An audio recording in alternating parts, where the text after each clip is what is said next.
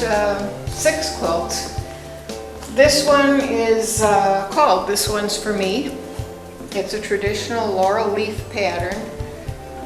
This is the block, and as it's arranged, it forms a secondary crisscross pattern.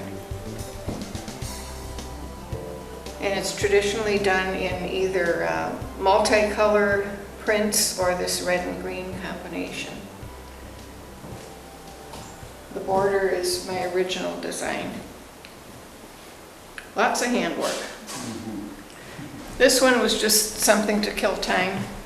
I did the center and then thought it was boring, so I added a border of little posies. This one is my family logo. It originally came from a feed sack, or I think it was a bird seed sack. And I changed it a little bit to make it my own and then added borders, so that represents my family. Turkey, buzzard, and vulture, my 3 children. I did a traditional double 9 patch. This is the block. This is the 9 patch, and it's double because 5 of the blocks are also 9 patches, so that's a double 9 patch. I did it to fill in time when I didn't know what my next quilt was going to be, and then decided I had to add the border. And it's all critters, bees and bugs and animals and grasshoppers and butterflies. This one was a challenge from my guild. Every other year we have a show, and a fabric is distributed with some special instructions. And this was the fabric, and the only instructions were to include a circle. And I thought of Door County and the harvest and that beautiful moon over the lake.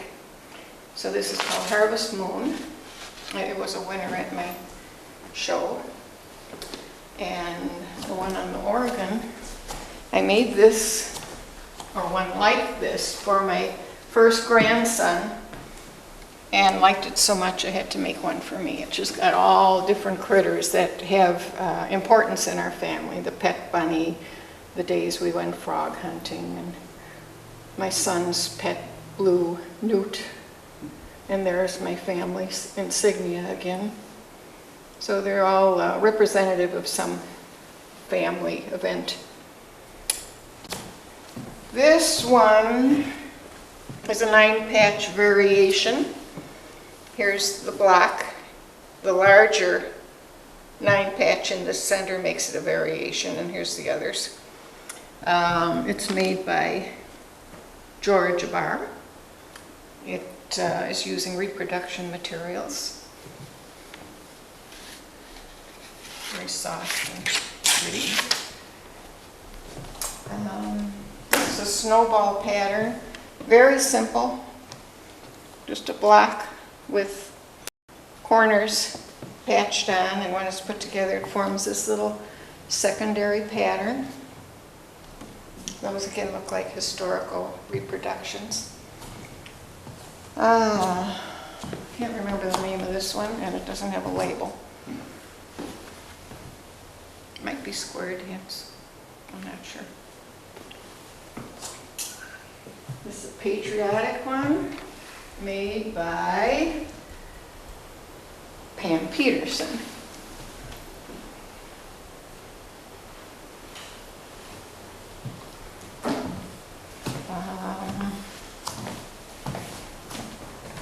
There's another Peterson. She's using a panel, which is a fabric that's pre-printed with motifs. Rather than hand appliquing these designs, you can cut the panel up and work it into a quilt. Looks like this has a cherry basket to represent our county. Churn dash. There's the black with a 9-patch cornerstone.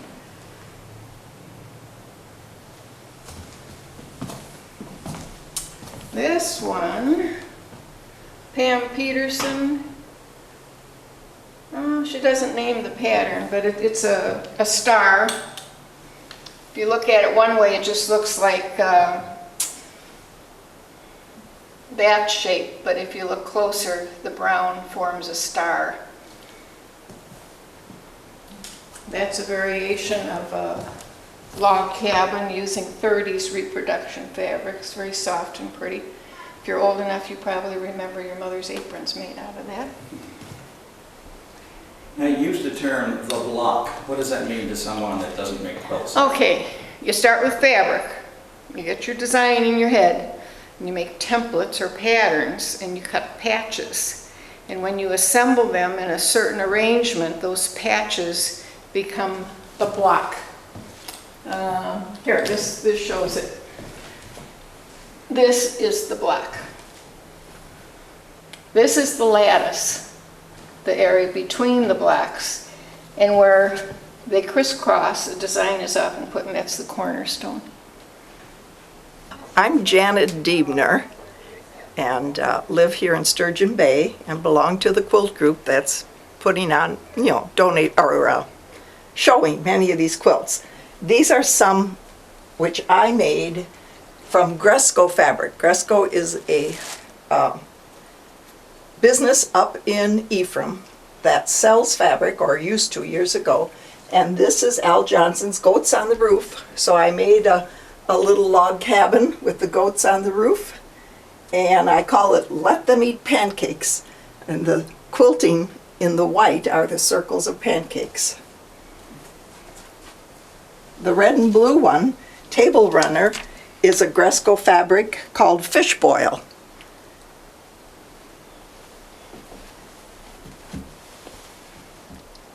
I call this an I Spy quilt.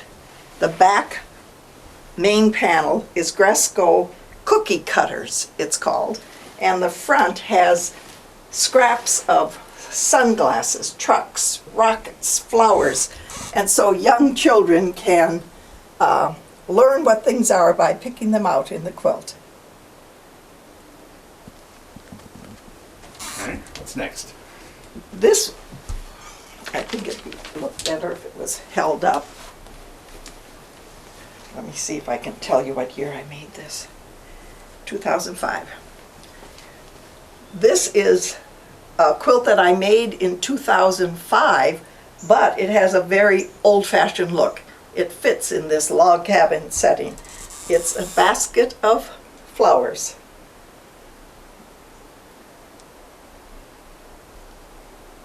Very nice. I call this little, really it's a doll quilt size. I call it Generations because the 9-patch blocks were made by Elsie from New Ulm, Minnesota, as well as the sawtooth border. And all those fabrics are from the 1930s. I put it together and hand quilted it. And the last one that I brought to show at Crossroads Village is a friendship one.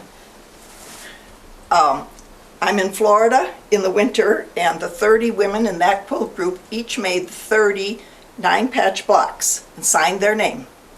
Well, I didn't feel 30 was enough, so when I came to Wisconsin, I made at least up to 75 so that my Wisconsin friends could also sign. This quilt is a tied quilt made with a very thick, heavy wool bat in the 1930s for Delilah and Harold Diebner, my in-laws. And it's in perfect condition because they didn't use it much. It spent most of its life in a trunk or a cedar chest. My name is Georgia Barr. I am a quilter and I am part owner in the Barn Door Quilt Shop in Sturgeon Bay, Wisconsin. A big collection of all various kinds of quilts, some old, some new, some that are made by machine, some that are made by hand. Quilts are not just bedding, but they're works of art that have been created by people who use bits and pieces of stuff that they have around the house, or they go and buy special fabric to make different kinds of patterns and quilts. Some of these are applique, some of them are patchwork. Patchwork is one like this that just has pieces of fabric sewn together to make a pattern. See if I can find you an applique. That one is called applique, and it's pieces of fabric that are applied to another piece of fabric. This quilt is called a scrap quilt because it's made out of leftovers of all different kinds of fabric. The pattern is shows up because all the background fabric is the same white color. And this one was made by machine and quilted by machine, which is completely acceptable in today's quilting world. There are artists who specialize in quilting with long arm sewing machines, and other people use their regular home sewing machines to do the machine quilting. This quilt is a log cabin. That's one of the famous old quilt patterns that has been used for over 100 years. And it can be set in many different ways to make it look different. Over here we have some quilts that are appliqued in the pattern of Sunbonnet Sue. There's one here, and another one over there. This little girl is often found doing things in the garden or in the household, playing with friends, but you never see her face. Her face is always covered by her bonnet. This quilt is very interesting to me because Mary Ann Zanter made it. Her grandmother crocheted this doily that's mounted in the middle, and her grandmother taught her how to crochet, and she crocheted the edging that's on the quilt, and it's called Grandma and Me. When you're going through antique stores, you might come upon something like this little treasure. Donna Waters found this in one of the Door County antique shops and paid just a very small amount of money for this beautiful old quilt. Here's a quilt that's called Redwork. I'm going to straighten it out here. This quilt is called Redwork because it's all embroidery done on a light background with red thread. And this one was made by Linda Rockwell, and it's got snowflakes all around on the outside, and there's a little story that she embroidered, Walking in a Winter Wonderland, in the middle. So that's a real interesting quilt. Linda Rockwell also made this quilt. Each star has a Harley-Davidson patch. So quilts don't just have old-fashioned motifs. This one she made because she and her husband loved to ride on their Harley motorcycles. And so each star has a different patch that she collected over the years, and she made this big king-size quilt. And even the back of this quilt is lovely, where it has a patchwork of flames for the Harley. It's a very beautiful quilt. Gloria Rogers made this quilt and entered it in, I think, the county fair.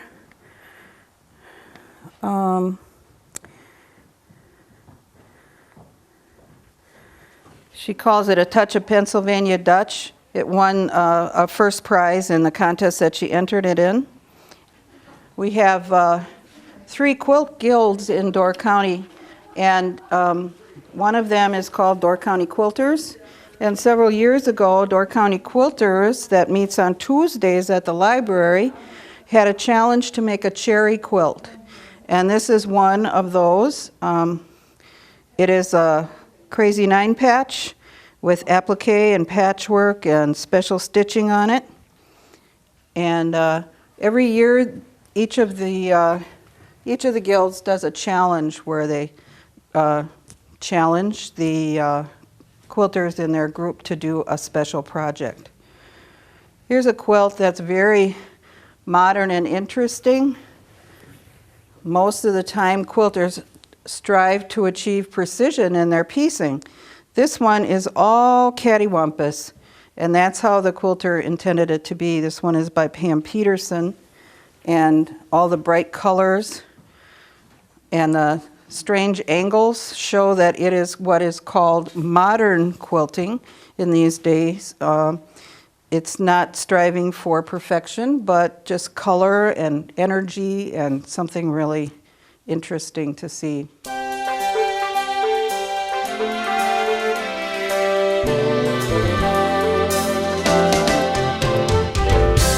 Okay, to get started, to learn more about me, there's a printout that you could take and tells you how long I've been doing this and why I'm doing it and everything that you need to know. I've been doing it for about 35 years. I've got lots of quilts, I don't sell them, and I just enjoy doing it. One of the things that I like to say is that my quilts speak for themselves and speak for me. I put words on them, and every quilt that I show or tell about has a story that goes with it and reminds me of someone, someplace, or something that happened in my life or someone else's life. I'll start out with this first one. It's called Vintage Valentine. Let's see if this works. It's called Vintage Valentine. And within the quilt group, I'll usually say, I'm making this kind of quilt. Can somebody give me an idea of what words I can put on the quilt? So a lot of the words, are you hearing me? No, I'll make it happen. Now talk. Some of the words on the quilts have been given to me by people in the quilt group. This one I thought was very appropriate. It says, obey thy heart. It's a pattern that's put out by a company. Usually most of my quilts are patterns. In the beginning, I was quilting all of my own things by hand. All my work is done by hand and hand appliqued. Now, some of my quilts from the late 1990s, I've been giving them to an Amish friend and paying her to do them. But in the beginning, I was doing all the quilting myself, and I do all the hand applique myself. So this one kind of is just hearts. It hangs in my living room, and it was made in 2009, quilted by the Amish. Okay, just roll them down in the front. I'm kind of duplicating this like a bed for a bed turning. This is my latest quilt, which I love, and I hope you will too. The pattern is in the Metropolitan Museum of Art in New York. The title is Civil War Bride. They have the original quilt that is not quilted. Someone in Australia made up the pattern, not exactly like the original, but pretty close to it. I bought the pattern from a lady named Corliss in Australia, and I finished this within the year. The interesting about this one is there was a paper pattern attached to the original quilt that they have, and it was a pattern for the male figure. There's only a female figure on the quilt, so we're thinking that it was a Civil War bride whose lover or future husband was killed in the Civil War, or maybe they just separated, because only the female is shown in the quilt. Also in the quilt are a lot of birds, peacocks, ostriches, and the reason for that is because in Albany, New York in the 1800s, the circus came to town. It was the first time that there was a circus train. Also, there are horses in the quilt, which are kind of fun to do, and elephants. And the reason for the horses was because horse racing became popular in about that time in the 1800s in Albany, New York. There are lots of animals and birds on the quilt.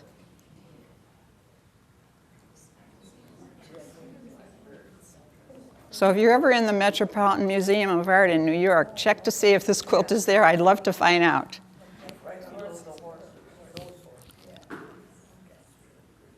Did you do your own color selection? Yes, yes. I saw a picture of the original. I didn't see the original. Yes, the colors are all my own choosing.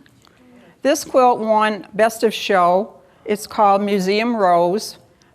It also has lettering on the back that says, after a while we can turn it down and you can see what it says. It says, "Won't you come into my garden? My roses would like to meet you." The design is an original by my friend who is no longer with us, Muriel Douglas. This is her original pattern.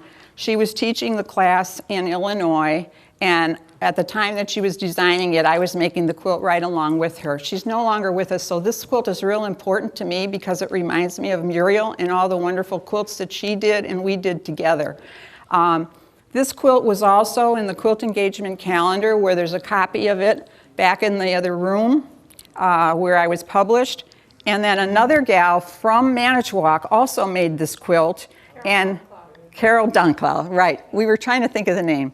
And she took the class from Muriel in Illinois. Her quilt was on the cover of Quilter's newsletter. My quilt was in the quilt engagement calendar, so we have a lot in common.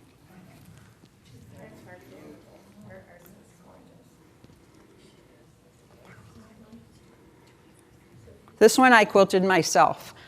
I'm also into red work, which is embroidery with red floss. This hangs in our bedroom. It's done with 3 strands of floss and outlining the design and then hand quilted afterward. I like to do the red work, and I have a lot of quilts with that technique.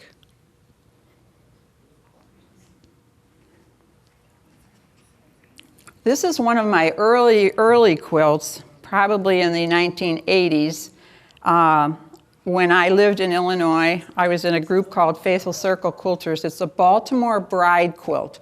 They were traditionally done in the 1800s by Victorian ladies. Sometimes now they're telling us by their maids, but they were always done in red and green. We did it when a gal that was writing books named Ellie Sienkiewicz, she did some new books on Baltimore bride quilts. There was a whole series of them, and there were difficult patterns in each book. And we did this as a group, and we helped each other decide which ones we were going to make. Each quilt, of course, is different because you can choose which pattern you want to put into the quilt. We started with the simple ones and then went on to the more complex ones. This one has lots of cherries in it. I chose that border.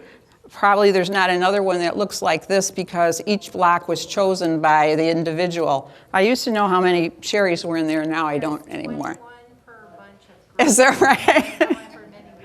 Okay, 21 per bunch. Thank you, Lucy. Lucy came from Two Rivers, I keep saying Manitowoc. Two Rivers with her friend? Barbie.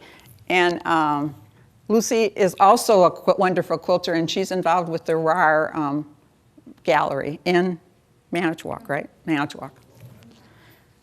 Anyway, this is a Baltimore bride. They also were lots of handwriting in that with special words, romantic things that you would put in with permanent type ink. And I quilted this one myself also on a frame.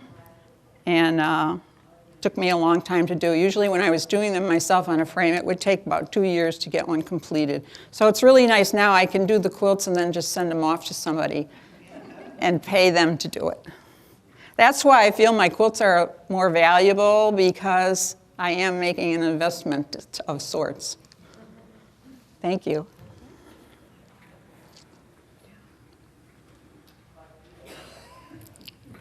This quilt is a recent one also. I see it's upside down, but it doesn't matter that much, I don't suppose. It's called Centennial, Civil War Centennial. These blocks are 5 inches, which, as you might expect, make all the little pieces even smaller when you're putting them together. So you have to go by 1/8 inch increments, 1/16, 1/32, so it was complicated just to have that happen. It's a pattern by a lady named Judy Ruthmiller. She's known for her fabric that she designs, which is called Civil War fabric. If you'll notice, the colors are kind of muted, And they were typically used during that period and have become very popular. A lot of the quilters like this kind of look, except now what's very popular is, what do I want to say?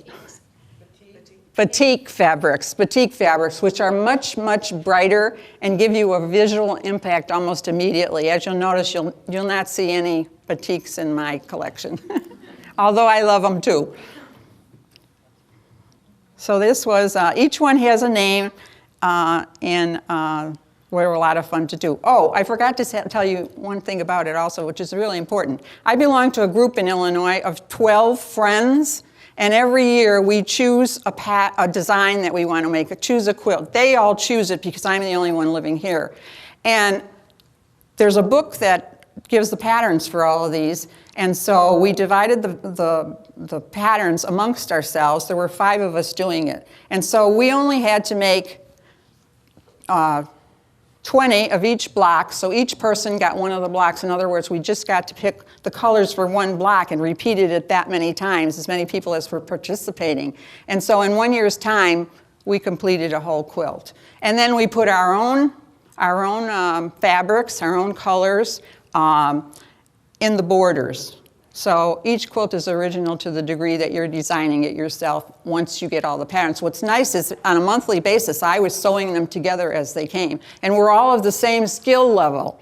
So it was easy for us to participate. Did you do your own sashing, or had you set color for sashing? Yes, I did my own sashing, but the pattern came in the Judy Rother-Miller's book. There were choices, of what you wanted, how much you wanted to put in. But yes, there was what they call a swag and stars.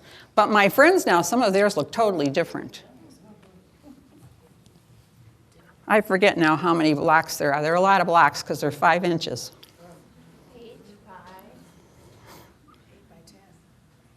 8 by 8 by 10? 8 across.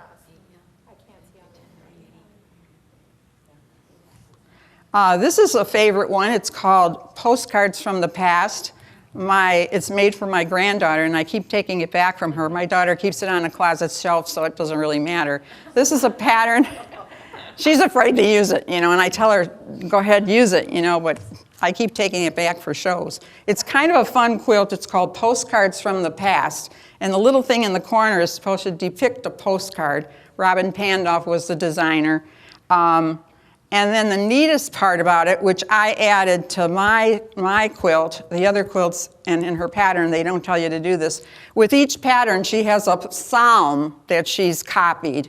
With each pattern, there's a name to each pattern, and I don't recall what they are.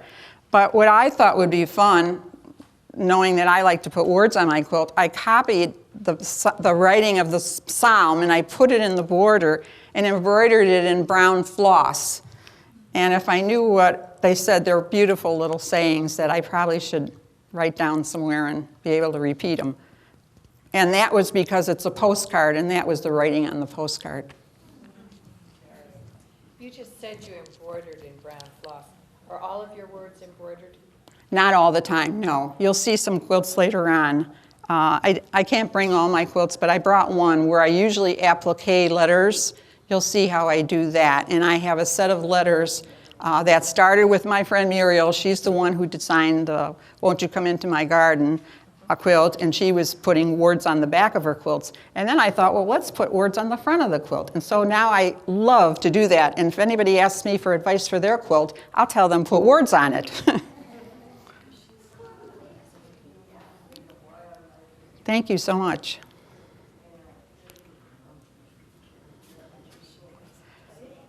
This next one was also a pattern, and it's Crayolas. They're cats, and you do it with the largest box of Crayolas, and then you iron it with a piece of fabric on top so that the Crayola melts, and you use more than one color. They kind of tell you what to do in the patterns, but once you start doing them, you find that you can do it yourself. But the hard part about it, after you get the crayon part done, you embroider everything, all the outlining, and that's what brings it to life. So I call this Crayola Cats. It's very easy to do. You have to have fabric. The white fabric is such that for dyeing, it's a heavier thread weight, threads per inch, so that the crayon doesn't slip through, the coloring doesn't slip through, like you would use for dyeing in quilts also.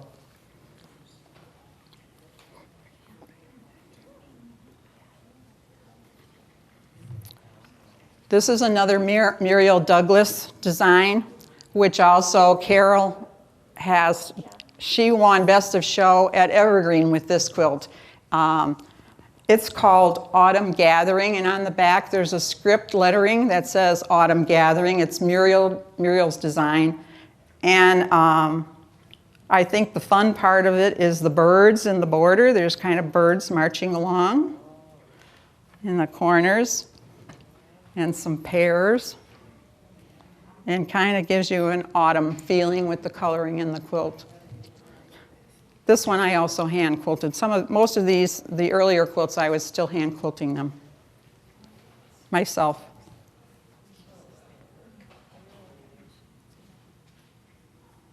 For those of you that are quilters, I draw the lines that I want to be quilted with the turquoise disappearing pen, and then after it's all done, I can just spray it with water and the lines come out. And if I send them to the Amish ladies, I have what I want done on it, and I mark it with the turquoise pen, and then when they return it, I can just spray it with cold water and the lines come out. It works really well for me. Some people will use pencils, and that works well too. But if you use a turquoise pen, you can change your mind with spray. This was one that I did with my group. It's called 9 Nines, and it's 9 nines because it's a 9 patch and a 9 is it a 9-pointed star? 1, 2, 3, 4. Yeah, a 9-pointed star, isn't it? No, 8-pointed star. Well, 9 blocks. Maybe that's what it is. All right. And I love this quilt. Every star was done by a friend in their own colors. So after I got the blocks back, then I had to decide what colors would go with each one. And if you knew the people that did the stars, you know, you can recognize them by just the colors that they use. For all you quilters, you know what I mean. I know each one who did what. Chris, is that hand quilted or machine quilted? Hand quilted, Oh, gee, yeah. nice. Yes. This one was hand quilted by the Lamoni Quilters in Lamoni, Iowa. This is also an interesting thing. I've made friends now with the lady. You get on a list. Her name is Ava Gardner. So I always remember her name. Hi, Eleanor. There's a group of ladies, and they've been quilting in Lamoni, Iowa for a very, very long time, and they charge by the spool of thread, and they're all elderly ladies. When my quilts come, they kind of give it special treatment. I've gotten to know them, and they say, well, I only let so-and-so quilt on this one or that one. In fact, I'm sending one now to them, and they're all excited about it because my name came up on the list. Anyway, they're excellent quilters, and they're the ones that did this one for me. I think on this one, is there a picture on the back of it? In that corner? Nope. One of them that they did, I took their picture and I have it on the back of the quilt.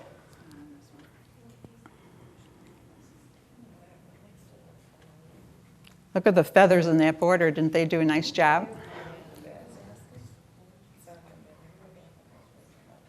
And as you can see too, we didn't say what colors to use, but it kind of worked out. As Paisley Stars is kind of what the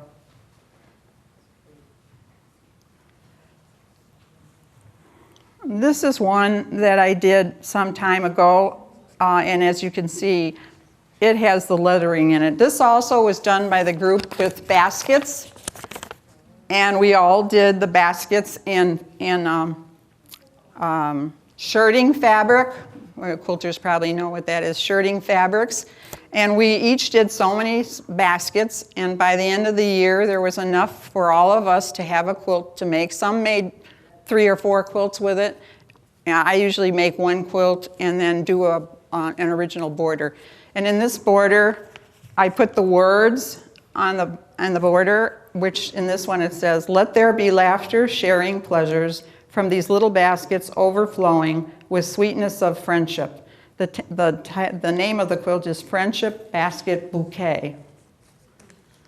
And if you're going to put lettering on your quilt, one of the secrets and tricks to putting it on there is don't put them in a row. Don't put the letters in a row because it's really hard to get them straight.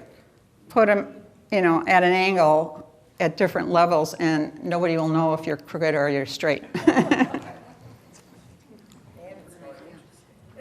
This one was done quite a while ago, and I believe I quilted that one myself. I have it written down somewhere of what I paid to have them quilted and how long they take me, so that when somebody inherits them, they'll know their value, because I'm not very good at having them appraised. This is a red work one that was an old pattern, and you can still buy the pattern, and maybe your grandmother or grandparents or people that you know use these patterns. They're old and they've been around a long time. They put them on dishcloths and what have you. You'd probably recognize them all. And red work came back into fashion, and I think it still is, and it can be done now in blue work and green work and just about any color, but I pretty much stick to the red. This one I put some cherries in the border, quilted it heavily, and I quilted right over the blocks, right over the embroidery. And that kind of is the end of the show. Any questions? Yeah. Your crayon quilt, was that inspired by a particular book? There's a pattern. It's a pattern, Pattern? a purchase pattern. Do you recall the name? I don't recall, but you can contact me. I'd be happy to let you know what it is. Chris, what's the average size for a bed? What's your bed size there? Queen size. Mm-hmm. Some of them ended up, I think the Centennial ended up a little bigger than queen size because there were so many blocks and you sort of had to make it that size. But I like to use the fabric in the borders. If it's 42 inches wide, you can cut it, you can rip it in 4 sections, and that usually turns out to be, I think, about 14 inches. So that pretty much tells you what your border should be, and they're usually about that 14 inches. Tell us about your quilt out in the hall. Oh, my quilt out in the hall. Don't you love that quilt in the hall? I did a trunk show for Master Gardeners, and that was supposed to be finished for Master Gardeners, and they had their program yesterday, but they didn't have any quilts in it. It's called Victory Garden. It's an old pattern. It was given to me by my friends in Illinois from Muriel Douglas, my friend's collection. She was also a very competent quilter. As I said before, she taught quilting in Illinois and designed many original designs. Sad to say, we tried to get her to publish a book with all her patterns, and it never happened. But we're very fond of her. And the girls, when she passed away, her husband said, "Come to the house. You can take anything that Muriel has. You take what you want." And they had taken a cardboard box full of these patterns for Victory Garden out there. She was also an awesome gardener. Her grass near the curb where everybody parked had flowers in it. I mean, she had an open garden all the time, so she was a gardener and a quilter.